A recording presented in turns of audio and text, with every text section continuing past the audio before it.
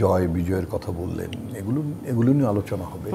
আপনি বলেছেন যে বহু বছর পরে মানে যে ছাত্র সংগঠনটি প্রকাশ্যে মানে ছাত্র রাজনীতি করার অবস্থায় ছিল না বা একদমই না, সেই দলটি 24-এর গণঅভ্যুত্থানের পর এক বছরের মাথায় নির্বাচনের মধ্য দিয়ে আপনাদের পত্রিকার মানে বিভিন্ন পত্রিকার ভাষায় ভূমিধস বিজয় অর্জন করেছে।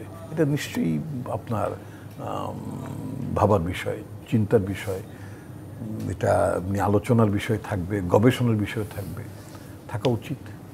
তো সেগুলো রাজনৈতিক দল হিসেবে আমরা যেমনটা করব, অন্য যারা রাজনীতিতে নন বাট আপনার অন্য পেশাদারিত্বে আছেন তারাও মানে চিন্তা ভাবনা করবেন, এটা তো তাই না, চিন্তা এবং আলোচনা করবেন। সবচেয়ে বড় কথা হলো যে আপনার একটা মানে কি বলে সহিংসতা ছাড়া, ব্যালট বক্স হাইজ্যাক হওয়া ছাড়া নাকি বড় ধরনের কোনো অভিযোগ নাই, তাই না?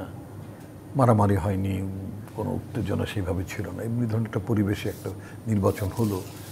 এই নির্বাচনটা নিয়ে যেমন উচ্ছ্বাস আপনাদের মধ্যে ছিল, সাধারণ মানুষের মধ্যে উচ্ছ্বাস ছিল। এর কারণটা হচ্ছে কি যে আপনার 54 বছর ইতিহাসে একটা দেশে যখন তার প্রধান বিদ্যাপীঠ, যেটাকে আপনার প্রাচ্যের অক্সফোর্ড বলতে ভালোবাসেন, তেমনি ধরনের একটি শিক্ষা প্রতিষ্ঠানে মাত্র এবার নিয়ে 8 বারের মতো ডাকসু নির্বাচন এবার করা হলো। যেমন ব্যালট বক্সের যে স্বচ্ছতা সেই জায়গাগুলো তাদের দেখানো হয়নি, বা তাদেরকে ভেতরে প্রবেশ করতে দেওয়ার যে বিধি অনুযায়ী যে কার্যক্রমগুলো সেগুলো হয়নি, একটা আক্ষেপের জায়গা থেকে সে বলেছে। এবং শিক্ষকও কিন্তু বলেছে এক পর্যায়ে যে বিশ্বাস রাখতে, আস্থার জায়গাটা রাখতে। এই অভিযোগটা তো এসছে, এটা না সেটা ঠিক আছে। আপনার একটা হচ্ছে যে আমাদের বাংলাদেশে তো একটা পর্যায়ে তো আপনার স্বচ্ছ ব্যালট বক্সের একটা ধারণা আছেই, জাতীয় নির্বাচনও হয় এবং স্বচ্ছ ব্যালট বক্স থাকলেই যে ভোট স্বচ্ছ হয়ে যায় সেটা আমরা যেমন দেখিনি, তাই না? আমরা কি দেখেছি এই স্বচ্ছ ব্যালট বক্সের মধ্যেও যাবতীয় অস্বচ্ছ ভোট প্রক্রিয়া তো গত 15 বছর ধরে ছিল, এটা সত্য। তবে বিশ্ববিদ্যালয় কর্তৃপক্ষ যেটা করতে পারতেন, স্বচ্ছতাগুলো আরও বেশি নিশ্চিত করতে পারেন, যে কথাগুলো উঠেছে সে কথাগুলো না উঠতে পারতো।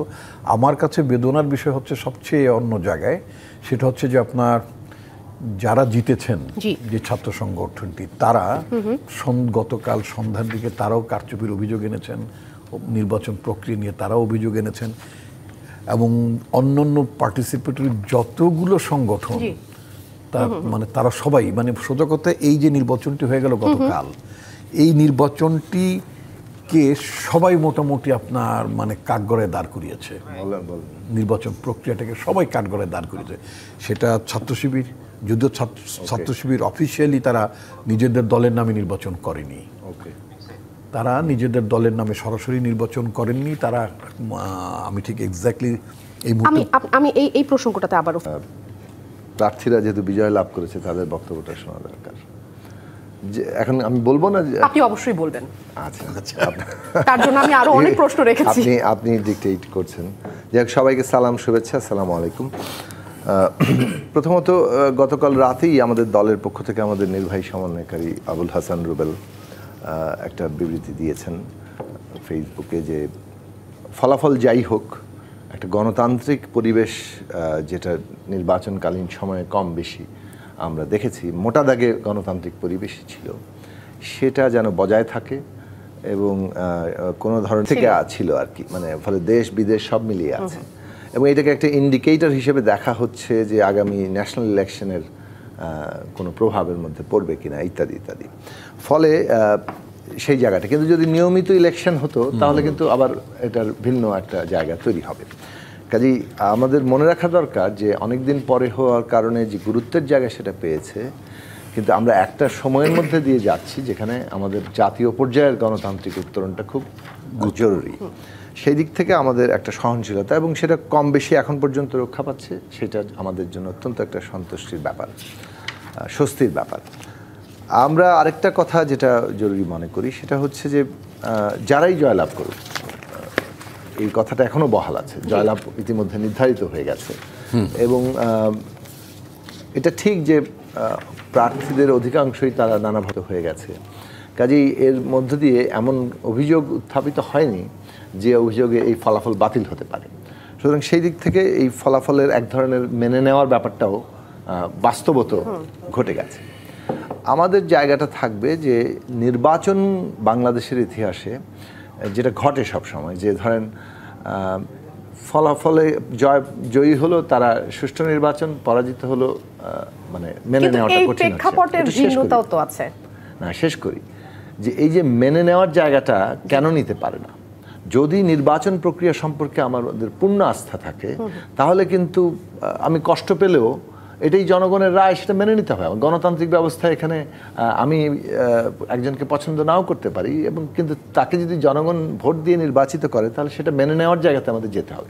সেই জায়গাটা আমাদের জায়গা যাওয়া দরকার। সেই কারণে সেটা নিরসন করবে, যাতে করে এটার একটা ইম্প্যাক্ট এই ভবিষ্যতে পরবর্তী নির্বাচনের আগ পর্যন্ত যে গণতান্ত্রিক পরিবেশের কথা আমরা বলছি সেটা যেন কার্যকর থাকে।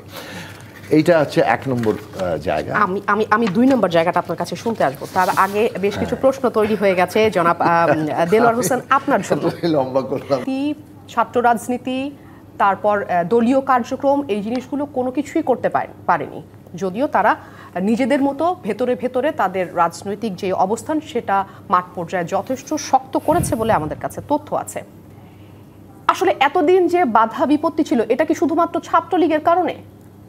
কি মনে করছেন যে এই যে বিশাল জয়, এটা কি আসলে শুধু আসলে ছাত্র শিবির ঢাকা বিশ্ববিদ্যালয় ক্যাম্পাসে 16 বছর ছিল মজলুমের দল।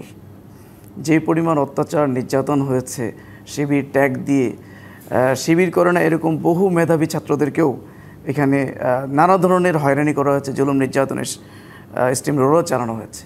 আমি মনে করি এই বিজয়টা হলো এই 16 বছরের জুলুম নির্যাতনের একটা রেজাল্ট। 2 নম্বর হলো যে 2024 সালে যে জুলাই গণ অভ্যুত্থান হলো, এই অভ্যুত্থানের সময়ে যারা ভূমিকা রেখেছেন এবং পরবর্তী সময়ে যে জুলাইয়ের চেতনাকে যারা ধারণ করতে পেরেছেন, বিশ্ববিদ্যালয়ের ছাত্রছাত্রীরা তাদেরকেই ওন করেছে এখানে।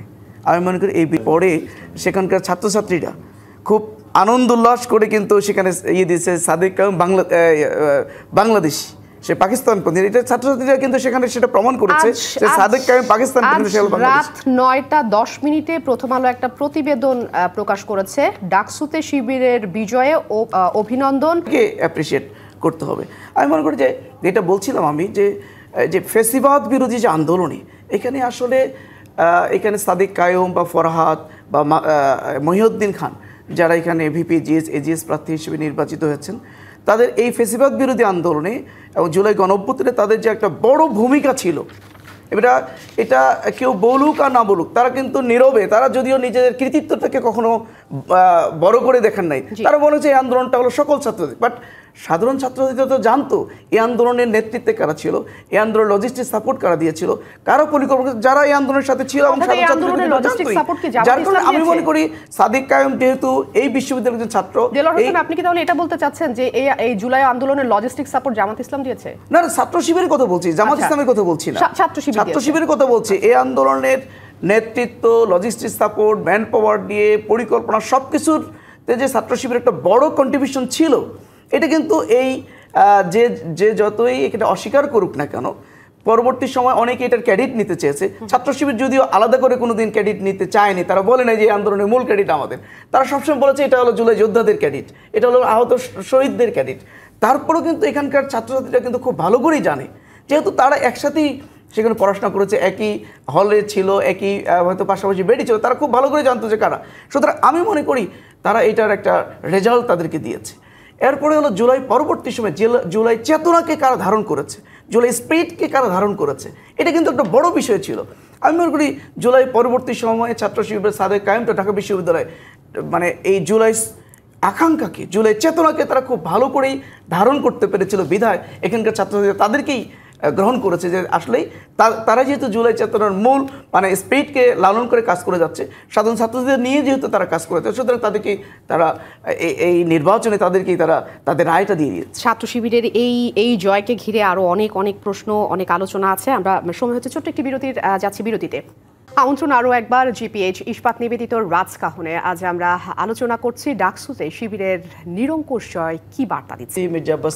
মির্জা আব্বাস ভাইকে জিজ্ঞেস করি যে ঢাকা বিশ্ববিদ্যালয় অনেকগুলো হলের মধ্যে একটা হল হলো জগন্নাথ হল, সেই জগন্নাথ হলে ছাত্রদল পেয়েছে হলো, ছাত্রদের যিনি ভিপি ক্যান্ডিডেট ছিলেন উনি পেয়েছে হলো 1200 সামথিং, আর ছাত্র শিবিরে সেখানে